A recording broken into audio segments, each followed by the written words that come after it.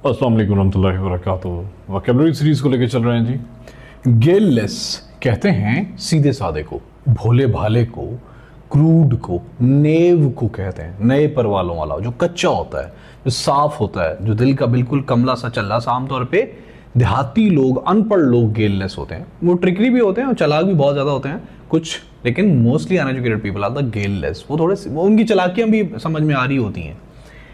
Sentence है जी, he is नेव, कच्चा, नेव कहते हैं कच्चे परों वाला भी, simple and guileless. He can not be guilty of fraud, वो फ्रॉड पे गिल्टी नहीं हो सकता, ऐसा हो ही नहीं सकता कि फ्रॉड उस पर साबित हो जाए, क्योंकि वो तो गेललेस, सीधा साधा है। लफ्ज़ है जी gusto.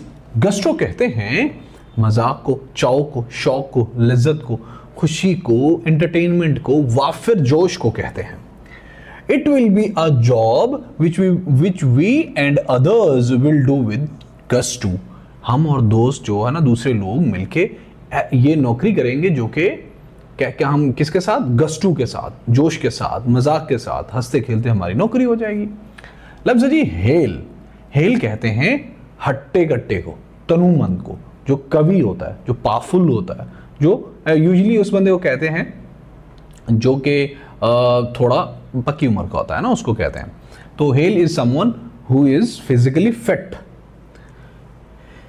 His grandfather is hello and healthy, walking 5 miles each day before breakfast. वो नाश्ते से पहले 5 माइल हर रोज वॉक किया करता है। उसके ग्रैंडफादर बहुत हेल एंड हेल्दी हैं।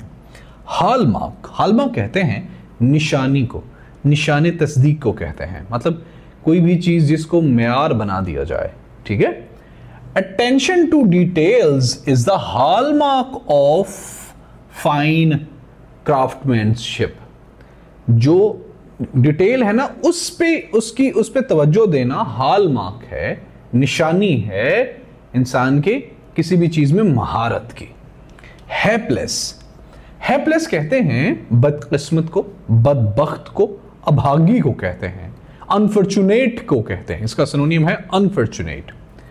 Many children are helpless. बहुत से बच्चे बदकिस्मत हैं, बदबख्त हैं। विक्टिम्स ऑफ दिस वॉर, जो कि इस जंग का विक्टिम बन चुके हैं, शिकार बन चुके हैं। हाप। हाप कहते हैं इटली का एक बाजा होता है जो आवाज को ना बहुत ऊंचा कर देता है। छोटा सा पिद्दा सा यहाँ पे मुंह था और बाहर उसका बहुत बड़ा बन जाता है। इसका मतलब ये हुआ कि आप छोटी बात को अगर बहुत बढ़ा के बयान करोगे ना, छोटी सी आवाज होती है, वो हाफ में जब बोले तो बहुत चढ़ जाती है ना। एग्जेजरेशन इसका सिनोनियम है। मेरे एक दोस्त है सुहेल भाई, वो कहा करते हैं भाई मोहसिन भाई सिनोनियम बताया करें, तो सिनोनियम इसका हाफ है। He is always harping about the lack of discipline in the college. वो हमेशा बात को बढ़ा चढ़ा के बयान करता रहता है डिसिप्लिन के फुकदान पे कॉलेज के अंदर। लफ्ज़ जी हेज। हेज कहते हैं रुकावट को, बाड़ को, कांटे को, किसी भी चीज को इनसर्कल कर देने को भी हेजिंग कहते हैं, हेज कहते हैं। Education is a hedge against rising inflation in Pakistan. जो तालीम है वो एक हेज है, वो एक रुकावट है, बाढ़ है, कांटा है, रोड़ा है, रुकावट है जो राइजिंग महंगाई बढ़ रही है पाकिस्तान के अंदर, उसके अगर ये हो जाए तो नहीं बढ़ेगी। हेडोनिस्ट कहते हैं जो लज्जत पसंद बंदा होता है ना, जो मतलब जो कि अपनी जिम्मेदारी के ऊपर अपनी अयाशी को तरजीह देता है, उसको हेडोनिस्ट कहते हैं। माई नेफ्यू फैजान, मेरा एक भांजा है, सच में मेरे से कद तो उसका बहुत बड़ा है, तो he is a hedonist. He prefers the gathering over learning. वो बस यारों दोस्तों के साथ बैठा रहता है ना। I always fight with him.